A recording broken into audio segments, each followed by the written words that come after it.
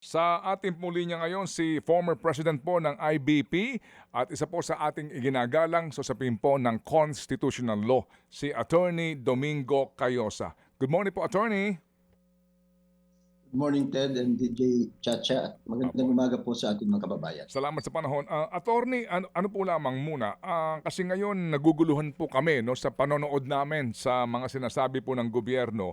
Pwede ho ba ninyo kami muna bigyan po ng edukasyon? Kapag ho ba ang isang Pilipino ay dalawa ang pasaporte, meaning dual citizen siya, ano man po yung isang passport pero Philippine passport holder siya, opo. At kung sakasakali po, no, na meron na siyang arrest warrant sa Pilipinas, hindi pa canceled ang kanyang Philippine passport, opo, at meron siyang isa pang pasaporte, paano ho siya mauobligang pauwiin sa Pilipinas? Ang pinakamadali dyan ay mag-request sa tulong ng Interpol. At kung yung bansang kinakaroon niya ay miyembro naman ng Interpol, ay maari silang magre-respond favorably. Pangalawa, kahit din walang bilateral treaty, halimbawa wala tayong extradition treaty o kaya wala tayong treaty for mutual legal assistance in criminal cases, that's another form of treaty, ay yung tinatawag sa international law, yung reciprocity. Ibig sabihin, kahit walang obligasyon yung bansa na yan, wala tayong treaty sa kanila, kung maaari na pagbigyan ng ating request, on the condition na kung meron din silang mga similar sitwasyon na nagtatago din sa ating bansa ang kanilang citizen, ay tayo din ay makikipag-cooperate sa kanila. So maaari din itong isulong ng ating Department of Foreign Affairs. Okay. Ang pinakahuling mensahe po sa amin mismo po ng DFA spokesperson, as of yesterday, actually last night, wala pang court order na nag-uutos sa kanila to cancel the passport of Zaldico. Opo, yan po ang pinakahuling balita from DFA mismo. So, ngayon po, live pa yung kanyang passport and ang claim nga daw po nasa Portugal at baka daw po hinihinala na mayroong Portuguese passport. Kapag ho ba eventually po nakansela ang passport, gaano ba kaimportante na kanselahin ang passport ni Zaldico? Yan ba'y talagang may effect para mas mabilis siya mapapauwi? Malaki ang epekto ng pagkansela ng passport. Kasi nga, kung kinansel ng iyong home country ang iyong passport, ang lalabas niyan, undocumented alien ka dun sa bansa na yon, no? Assuming wala kang ibang passport, no? So, since undocumented alien ka, usually in practically all the countries of the world, kung wala kang passport, undocumented alien ka, in their own national laws, immigration laws, pauuwing ka talaga dun sa pinanggalingan mong bansa. So, yan ang legal effect. Ngayon, kung meron siyang passport din sa Portugal, titimbangin ngayon ng Portugal, isusurrender ba nila, kung halimbawa citizen siya, no, ng Portugal, titimbangin nila ano bang nakakabuti sa kanilang interest at gaano ba katindi yung request ng Republika ng Pilipinas para dalhin siya dito sa ating bansa. So again, kung siya rin ay citizen na ng Portugal, he can avail of the legal remedies doon sa mga korte ng Portugal. Ganun po ang mga dynamics kung sakasakaling meron siyang Portuguese passport. Opo, kung totoo man po, ano po, na talagang meron siyang Portuguese passport, meaning hindi naman po magbibigay ng pasaporte ang isang bansa sa isang tao kung hindi siya citizen ng bansang iyon, di po ba? Oh, but kung ang basihan ng kanyang pagkaroon ng passport ay yung tinatawag na golden visa, meron ho kasing pag nag-invest ka, I think it's €500,000 euros yung investment mo, kaya €250,000 pag donasyon mo sa culture and national heritage. Ang dun sa kanilang batas, you can apply for citizenship after 5 years. Opo, Hindi opo. natin alam kung citizen na siya or hindi. But regardless, no, whether citizen siya or passport lang, meron namang mga ibang international commitment ang Portugal. Halimbawa, Ted, hindi alam ito ng marami, pero ang Portugal, kagaya ng Pilipinas, isa ho ito sa 192 countries na pumirma dun sa United Nations Convention Against Corruption. Mhm. 2003 pa ito. Ginanap sa Merida, Mexico ito eh. So that's why it's called Merida Convention. But it's really an international convention na o treaty na kung saan yung mga pumirmang mga bansa ay nangako mag-cooperate, sugpuin ang korupsyon. So maari ding i-invoke ito ng ating gobyerno para hikayatin o i-request ang Portuguese government to cooperate with us.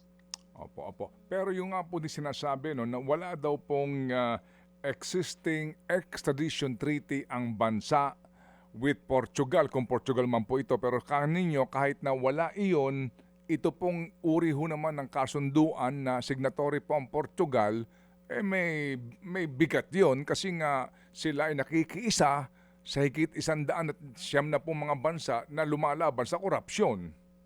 Oh, tama ho. Kasi yung Mm-mm. extradition treaty, bilateral yan Mm-mm. or multilateral. Halimbawa, meron tayong yung mutual legal assistance treaty with all ASEAN countries, di ba? Yung extradition treaty natin, I think it's only about 14 countries. So, country to country yan. But the fact na walang extradition treaty does not make it impossible for our government to seek the cooperation of foreign countries. Opo, opo.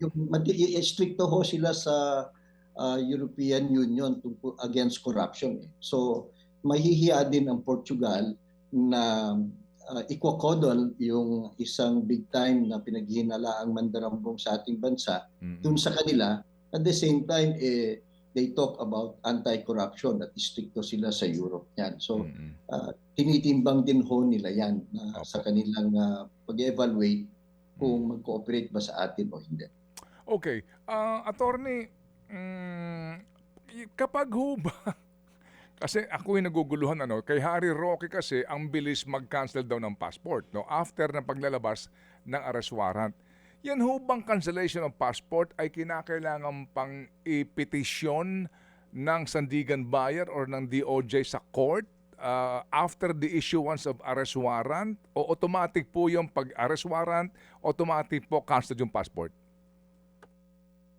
Hindi automatic. Kinakailangan maghain ng motion ang prosecution o ombudsman o DOJ. So, at yan ho naman ay hindi dapat patagalin ng korte. Kasi yung ebidensya naman nandyan na if the court finds probable cause, mag-i-issue ng warrant of arrest. So, hindi lang ho yan request obligasyon at kapangyarihan ng korte na to make sure or adopt measures to bring the accused within its jurisdiction. So hindi ho naman ito neutral na neutral sapagkat ang nakasalalay na ho dito yung integridad ng judicial process. So usually mabilis yung pag-issue ng cancellation of passport. Opo. So kumbaga po dito nga in this particular case involving Zaldico na meron ng arrest warrant, dapat ang ombudsman maghain ng petisyon, no? Opo, sa hukuman to cancel the passport of Zaldico. That's the first step sa usapin na ito. Tama ho, hindi ho naman kasi pwedeng iboluntaryo din ng korte yan, no? Okay. Kasi depende sa circumstances. Ito malinaw na kasi na nagtatago na siya eh. So, it's just a matter of time sana. Okay, sige po. So, hintayin natin. Baka naman po nakahain ito. Wala pang desisyon po ang Sandigan Bayan. Di po natin alam. Pero, kaninyo sa ating unang pinag-usapan, kung hindi po makakansela ang kanyang pasaporte at hindi siya mahuhuli, ngayon po na meron na siyang arrest warrant, kailan po ang starting ng petsa ng pagbibilang para ma-archive na yung kaso niya? Kasi nga hindi pa siya nahuhuli, hindi pa siya nahaharap sa hukuman para po basahan ng sakdal. But magsisimula ho yung bilangan ng pag-archive upon the issuance of the warrant of arrest. So 6 months po pagkatapos ng issuance, pag hindi siya nahagilap, itatago mo na sa bodega yung kaso. Opo, but at any time naman na merong bagong lead, upon motion of the prosecution at sasabihin nila, ito, alam na namin kung saan siya, mahuli namin siya. Ito, pwede namang i-revive yan ng korte. At dapat ganun. Hindi na yung palaging dribble ng dribble ang ating mga hukom. Opo, ayun. Sige po. Oo. So, sana nga po, no, ito lang po ang hinihintay, yung order ng court to cancel the passport kasi DFA nagsasabi mismo na as of last night, wala pang order ang court for them to cancel the passport of Zaldico. Go. Yes po. Attorney, dito po sa mga nabanggit ninyo, pakikipagtulungan sa Interpol, cancellation ng pasaporte ni Zaldico. Ito yung mga options na pwedeng gawin ng gobyerno natin para mapauwi siya dito sa Pilipinas. Pero among those, alin po doon ang pinakamabilis na dapat ay gawin nila para hindi ba mapauwi na talaga siya dito? Yung sa Interpol. Pangalawa, yung reciprocity. Kasi yung reciprocity, hindi kinakailangan ang positive law o kaya treaty. Oo. It's just discretion yan ng ibang bansa. Oo. So sa tingin ko, medyo maganda-ganda naman ang relasyon ng ating bansa dito sa mga European countries. Marami din tayong mga OFW sa Portugal. Dating nakinabang din ang Portugal at Spain sa kayamanan ng Pilipinas, di ba? Oo. Nung sinakop nila tayo, at friendly naman tayo. We are both democratic countries. Plus, ang issue dito, corruption eh. So parang walang rason na hindi mag-a-agree ang Portugal kung mangako din tayo na kung meron din ganyang similar sitwasyon sa ating bansa, we will also reciprocate yung kanilang diplomatic courtesy sa atin. Kung gawin po yan ng Pilipinas, mapa-interpolice man sila makipag-ugnayan or yung reciprocity na sinasabi po ninyo, yung ganito ka-high profile na tao, gaano katagal bago po ito mapauwi? Ilang linggo ba aabutin? Araw lang po ba? Well, depende yan sa aksyon ng gobyerno o ng kapulisan o mga law enforcement agencies o kaya ng foreign affairs ng Portugal. But compared to us, kung tingnan lang natin ang track record, mas mabilis ho sila doon kaysa sa atin. Dito lang naman sa Pilipinas, nauuso yung dribble di ba? So, mas mabilis ho sila doon. Plus, with the technology ngayon, di ba? Yung mga electronic na monitor nila ang lugar mo, etc. Yung paggamit mo sa iyong gadget. e-wallet. Mga ganyan. Lahat ho yan. Yung mga pag-book mo, madali na lang nilang gawin yan. So, kung gugustuhin nila. At talagang nakikiusap dapat ang ating bansa with the Portuguese government. Okay. Malinaw, Sige, kung gugustuhin. Opo, kung gugustuhin nga po. Sige, so attorney, kami po muli nagpapasalamat po sa inyo. Kami po natuto dito sa napaka-importanting mga legal na usapin and yung nga pong binabanggit po ninyo kaparaanan kung gugustuhin talaga ng gobyerno na mapabalik dito si Zaldico. Salamat po muli, attorney. Maraming salamat, magandang umaga po sa lahat. Thank you, attorney. Domingo Cayosa, dati pong Pangulo ng Integrated Bar of the Philippines. Mga kapatid, brothers and sisters, saan ka pa? Dito na tayo sa totoo.